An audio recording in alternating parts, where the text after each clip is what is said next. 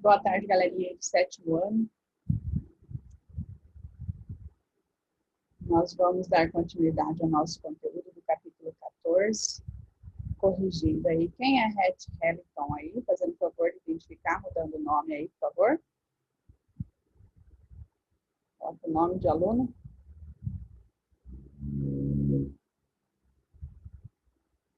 Obrigada, Daniel. Página 19. Então, como eu estava falando aí, nós vamos dar continuidade ao nosso conteúdo do capítulo 14. Nós estamos ali na página 19 para terminar aí de corrigir, né, ou de fazer, ou preencher aí as questões do capítulo 14. Em cima das questões, eu vou tirando as dúvidas de vocês, tá? Nós temos daqui para nossas aulas, atividades programadas, né? Atividades avaliativas, perdão, aulas programadas, misturei tudo aí. As nossas aulas, as atividades avaliativas, nós teremos aí mais 2 aulas tirando essa, tá? Então, nós vamos ter que correr um pouquinho aí para vocês estarem aí com o conteúdo tranquilo aí para fazer essas atividades avaliativas. Então, vamos lá. Deixa eu aumentar aqui. Então, página 19 aí para quem está entrando agora.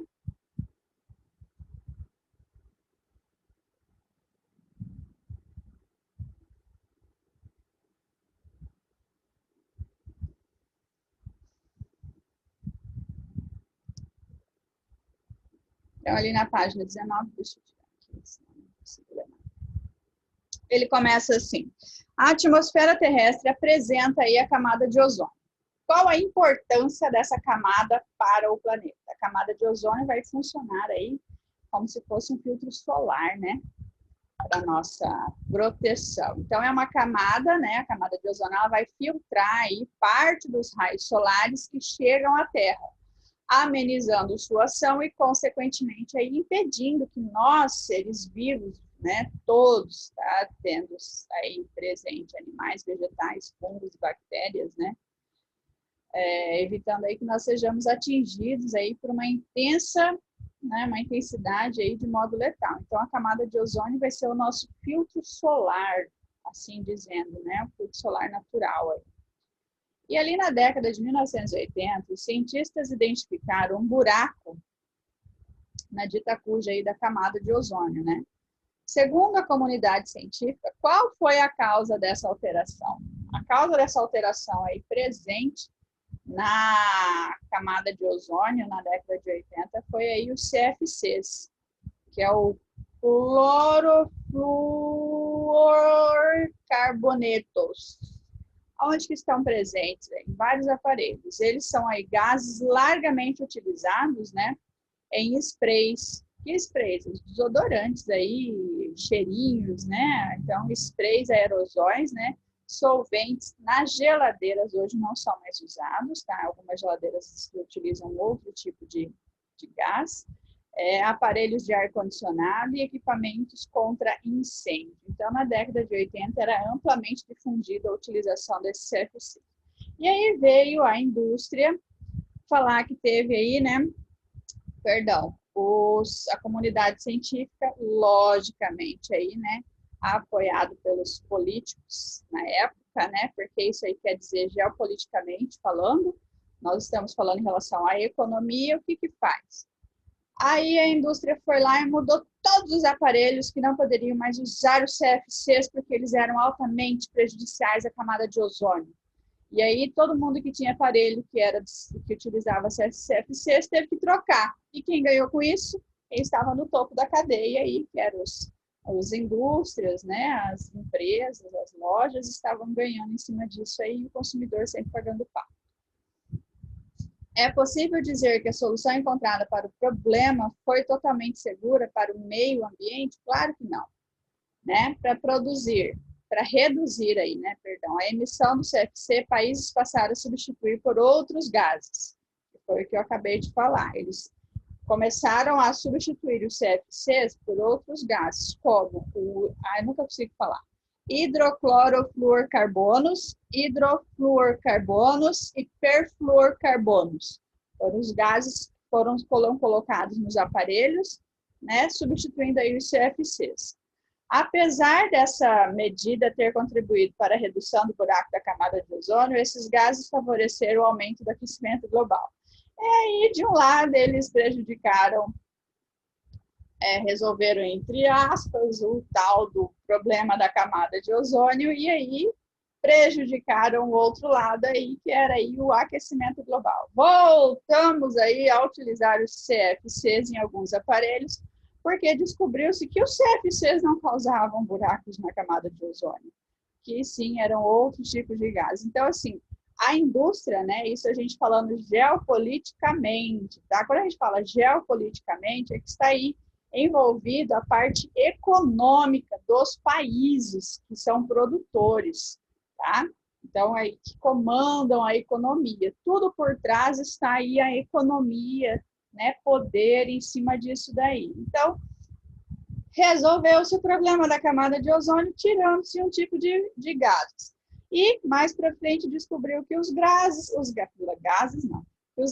que estavam substituindo aquele que produzia o buraco na camada de ozônio prejudicavam o meio ambiente da mesma forma, porque ocasionavam o aquecimento global.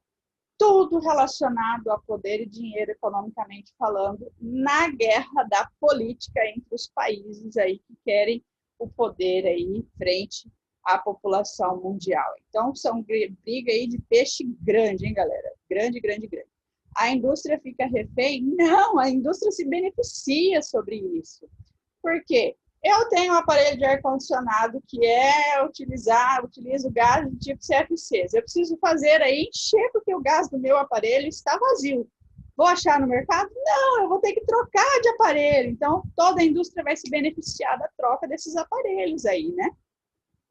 Então, todo mundo sai ganhando aí, menos o consumidor que sempre paga o pato daquilo que precisa ser trocado e modificado perante aí a sociedade. Alguma dúvida? Vamos ali para a página 20. Já estou vendo ali que tem duvidazinha, pelo jeito. Deixa eu ver. Deixa eu só mexer aqui e travar. Deixa eu ver se tem a dúvida aqui. Bate-papo. Ok, beleza. Dúvida nenhuma. Tá tudo ok. A respeito da atmosfera terrestre, assinale a afirmativa correta. Entre todas essas afirmativas que estão aí, a letra D é a melhor, tá? É a mais correta. A formação da camada de ozônio é um exemplo das suas transformações. Falando em relação a transformações da atmosfera, ok? Então, falando em relação à atmosfera, a presença e a formação da camada de ozônio se diz aí respeito, é um exemplo das transformações que ocorreram aí na atmosfera. Prof, o negócio de desenhar na tela está ativado, você poderia tirar para evitar confusões? Claro, Daniel. Eu sempre esqueço dos maiores, dos menores eu sempre deixo desativado. Pronto, Daniel. Bloqueadinho. Número 2. Entre as mudanças climáticas, o aquecimento global é o processo mais discutido atualmente. Verdade. Por que é o mais discutido? Porque é aquele que envolve a economia dos países.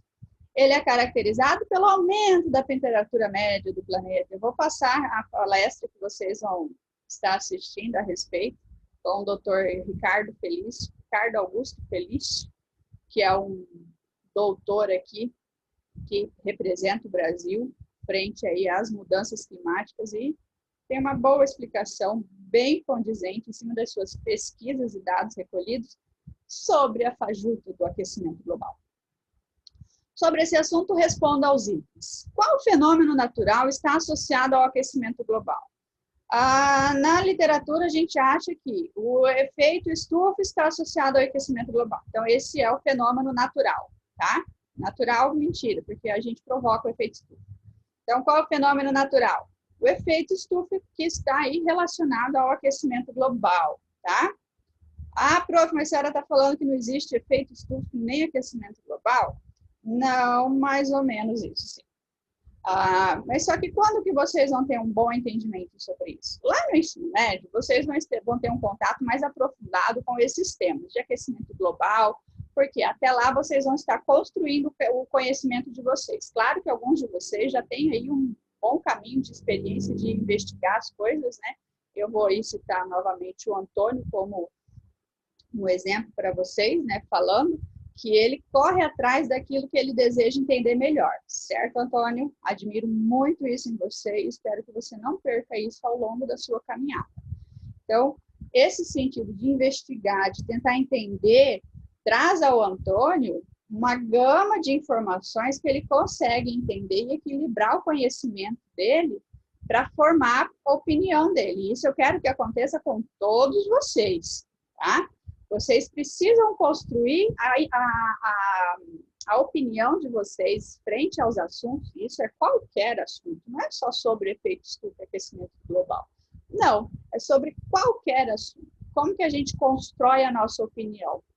Procurando informações sérias, né, lendo a respeito do assunto, para que em cima daqueles dados que você está coletando, você consiga entender o assunto, formando aí a sua opinião crítica, né? Seja ela boa ou ruim. Então, você vai construir a sua opinião na busca de informações.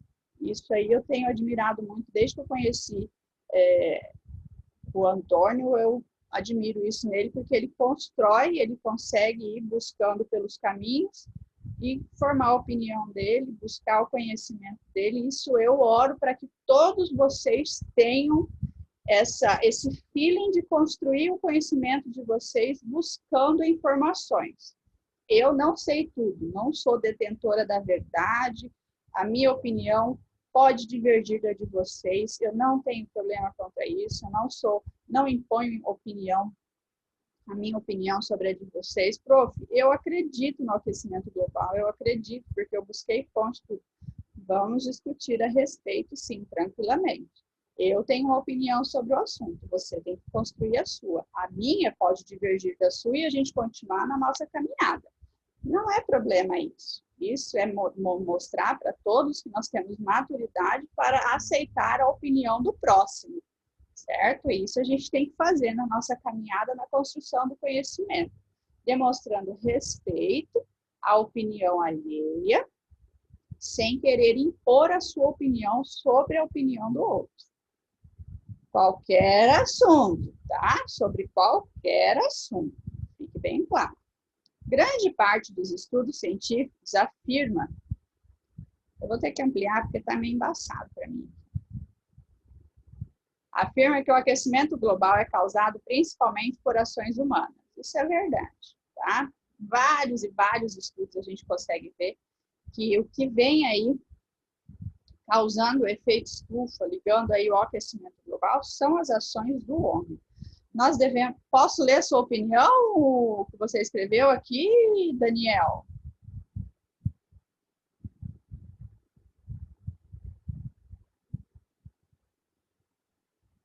Daniel escreveu assim, muito interessante que você escreveu, Daniel, admiro também, porque você é uma dos alunos que buscam conhecer e trazer informações, tá? Desculpa ter falado só do Antônio, mas é que eu sempre admirei o Antônio, não que eu não tenha admirado vocês, eu tenho uma admiração por todos. O que eu venho falando, e não é só minha opinião, o Antônio se destaca um pouco mais.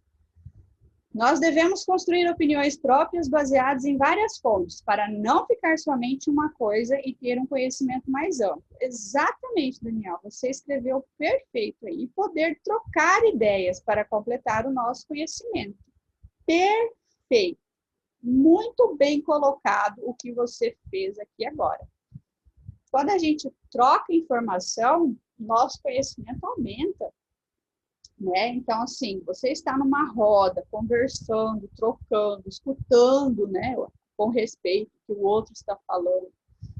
A gente pode divergir na opinião. Divergir na opinião não quer dizer que você vai bater de frente com o outro. Não, você vai colocar, vai argumentar. Como que a gente consegue argumentar? A gente só consegue argumentar, erro de gravação, argumentar sobre o assunto que a gente conhece, Se a gente conhece bem o assunto, a gente consegue argumentar com outras pessoas a respeito do assunto, colocando o seu ponto de vista e trazendo o seu conhecimento. Isso gera conhecimento para os outros também. Muito bem, Daniel. Aí ele fala ali assim, explique por quê. Aí ele traz para nós, segundo parte da comunidade científica, que são os cientistas, né? O acúmulo excessivo de gases como CO2 na atmosfera é um dos principais mecanismos que levam ao aquecimento global, não, né? Global. Olha aí o erro de gravação. A liberação desses gases tem sido intensificada por atividades humanas relacionadas ao transporte, à indústria e à agropecuária. Lembra que eu falei para vocês que quando a gente falou do aquecimento global, já vou ler aqui, tá, galera? A respeito do aquecimento global, efeito estufa e tudo mais, a gente estava falando em relação que começou todos esses problemas lá na Revolução Industrial, quando começou a emissão desses gases e começou a ter um acúmulo ali e alguns cientistas começaram a coletar uns dados e perceberam que houve algumas modificações, certo? Então, com o avanço do crescimento da humanidade, o avanço tecnológico, o desenvolvimento industrial, houve sim o aumento de alguns problemas relacionados à natureza. Posso ler, né, Dani? E nós devemos ser humildes para escutar a opinião das pessoas e levar em conta o que elas falam, e não achar que o que você sabe é a verdade absoluta sobre determinado assunto. Não preciso falar mais nada, Daniel. Você foi perfeito no que você colocou aqui, viu? Parabéns. Gostei da sua colocação de palavras aí. Vou te elogiar para profila, hein? Ó, gostei da sua coesão gramatical. Ah, a professora sabe falar difícil, hein, gente? Deixa eu baixar aqui. Ô, Jesus, vamos? Olha lá. A número 3. A maior parte da energia usada hoje no planeta é proveniente da queima de combustíveis fósseis. Por isso que existe o tal do Protocolo de Kyoto, né? Que é um acordo internacional que inclui a redução da emissão de CO2 e de outros países. Não são todos os países desenvolvidos ou subdesenvolvidos que participam desse protocolo, tá? Alguns não entraram, não assinaram, porque não estão nem aí para passar.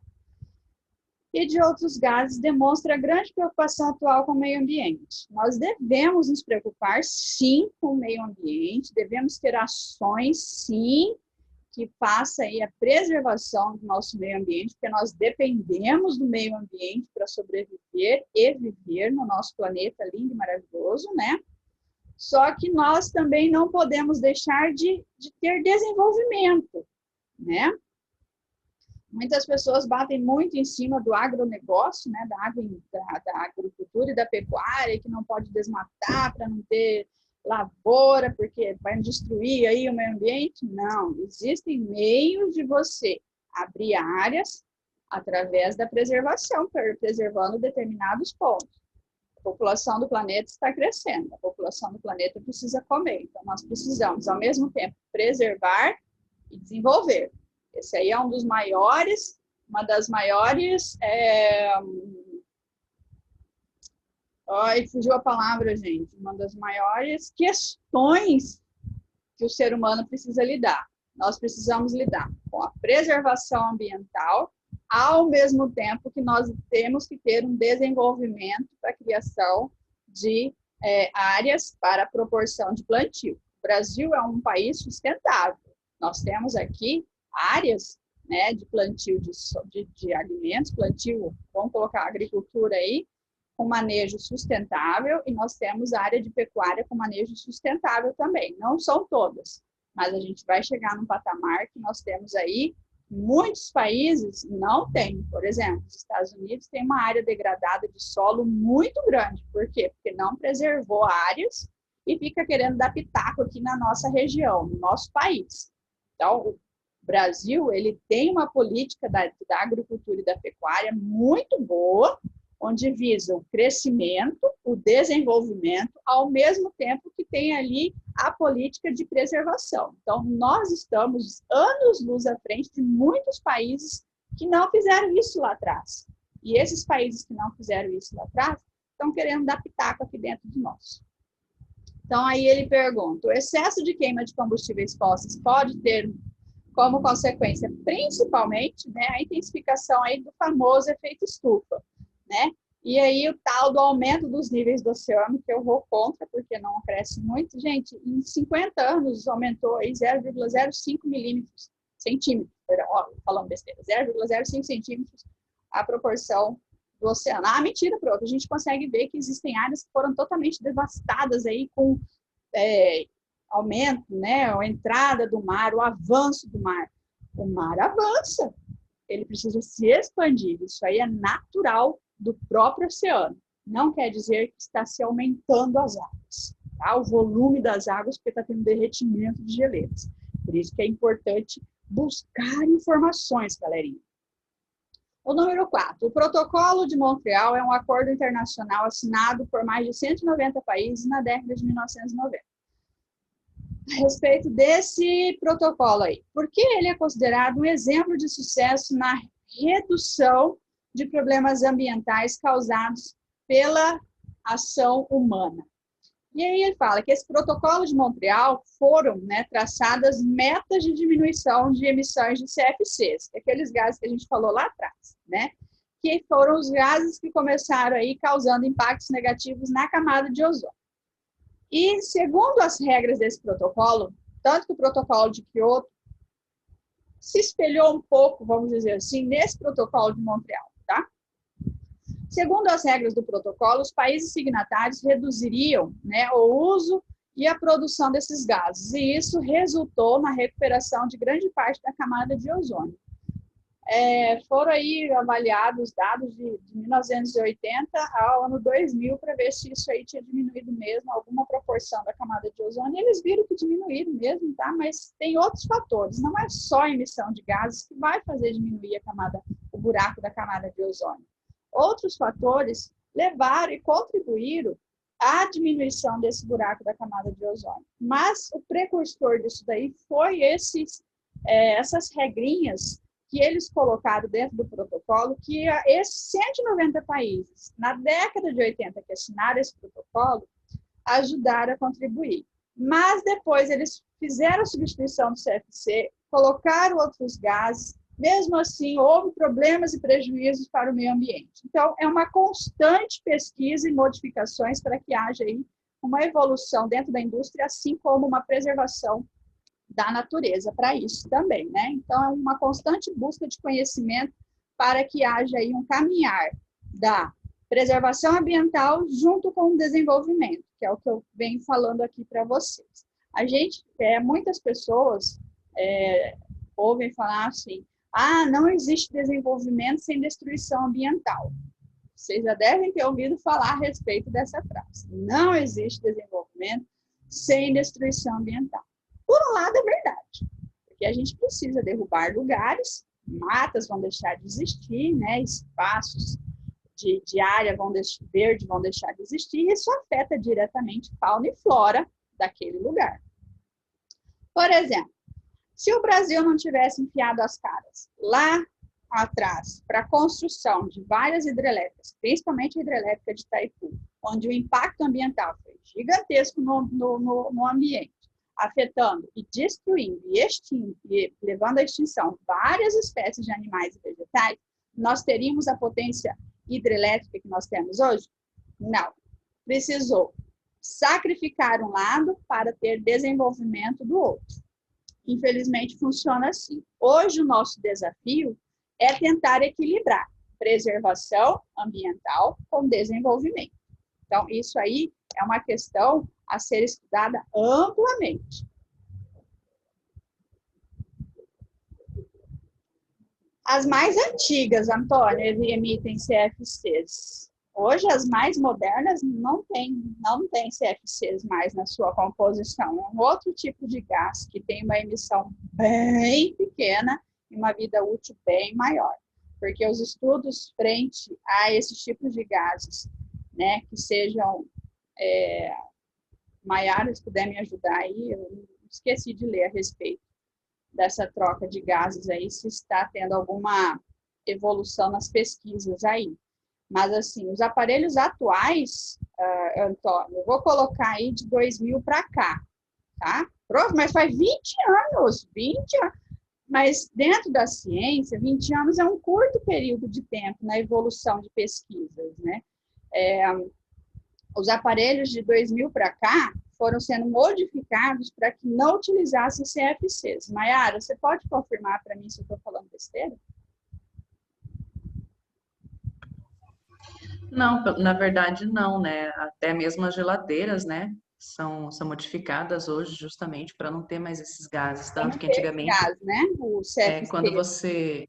você mudava de casa, você não podia virar a geladeira por causa do gás e tudo mais. Hoje em dia, as Ou você geladeiras novas já não tem mais esse pode virar a problema. Você geladeira de cabeça para baixo, né? pode virar e você já pode ligar, entendeu? É, Direto. Justamente isso, eles estão tirando mesmo. por causa dessa substituição dos gases, né? Eu sei que os Isso. dados que eu li, de algumas coisas que eu li, eu sei que houve uma modificação dentro da indústria de 2000 para cá. A reportagem que eu vi até era sobre os gases, os CFCs usados em desodorante, para dar aquela pressão, né? Então, de 2000 para cá, nenhum desodorante que utilizasse gás, aerosol, né? O desodorante aerosol, era mais colocado CFCs, porque foi banido da indústria dos aerosóis. Aí, da geladeira e ar-condicionado, eu não li muita coisa, mas, Antônio, eu sei que de 2000 para cá, houve uma modificação muito grande dentro da indústria em relação à utilização. Os CFCs, eles deixaram, assim, praticamente, porque eu sei que tem multa. Teve 2 artigos que eu li que tem multa dentro da indústria se o equipamento da indústria estiver sendo utilizado com CFC. Isso eu sei que tem multa. Por causa do protocolo de Kyoto também, tá? Antônio, se eu te deixei vago na pergunta e na resposta, você me perdoa, semana que vem você me cobra, tá?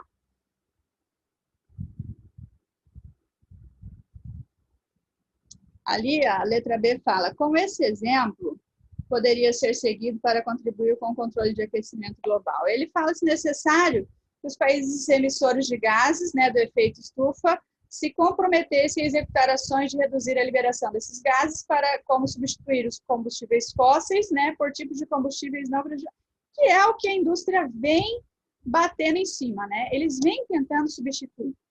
Mas não é uma substituição tão simples assim, né? Beleza, Antônio. É uma modificação muito gradativa, né? Algumas indústrias se relutam a isso, mas o protocolo de Kyoto, ele vem aí também batendo em cima de países, né?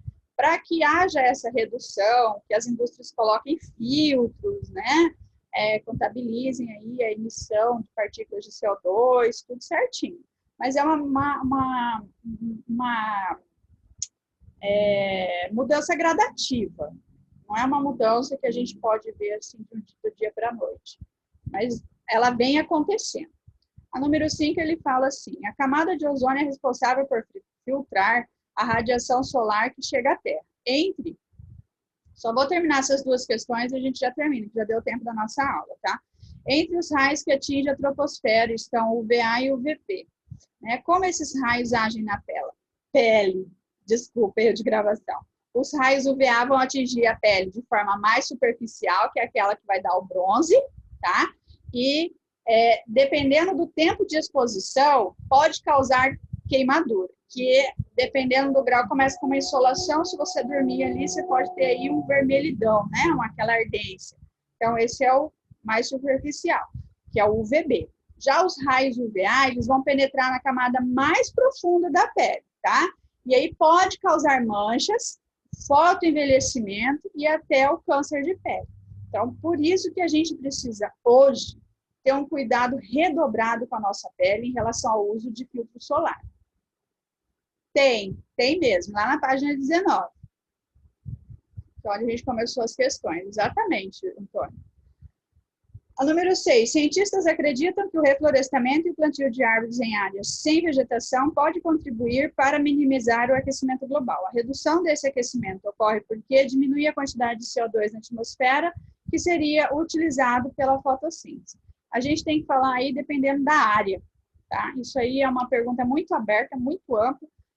Só há aí um efeito benéfico, né, ou sente um efeito sobre o aquecimento global, em relação ao planeta não dá para falar, tá? Porque o reflorestamento, qualquer área verde, ela é micro-região, ela não é contabilizada como macro-região. Vai causar aí uma modificação no clima mundial, ou aquecimento. Não. Então, assim, é uma pergunta que não está muito bem formulada. É mais micro-região. Mas, como ele falou assim, diminui a quantidade de CO2 na atmosfera? Depende da proporção, porque, que nem eu falo, a Amazônia ela é autossuficiente. Ela não vai ter aí uma proporção de demanda onde vai influenciar aí, tá? Eu sempre pego o exemplo da floresta amazônica, porque durante muitos anos perdurou como a floresta amazônica era o pulmão do mundo. Propriamente dito, uma grande mentira. O pulmão do mundo é o nosso grande oceano, que a nossa maior proporção é de água, não de terra, tá? Galerinha, daqui para próximas aulas, nós temos mais 2 aulas. Nós temos uma aula dia 24, capítulo 15. Se vocês estiverem com as atividades completas, fica mais fácil para a gente corrigir e tirar dúvidas. E depois, no dia 1º de dezembro, capítulo 16, onde vai ser aí véspera das nossas atividades avaliativas. Então, eu conto com vocês estarem realizando as atividades da apostila, vejam as videoaulas, porque é um pouquinho corrido daqui para o final do ano. Então, nós temos 2 semanas de aula e 1 semana de atividade avaliativa para a gente encerrar o nosso ano aí com chave de ouro. Beijão para vocês, galerinha. Deixa eu ver aqui uma pergunta. Espera aí, já está acabando a aula? Acabou! Fui! Até semana que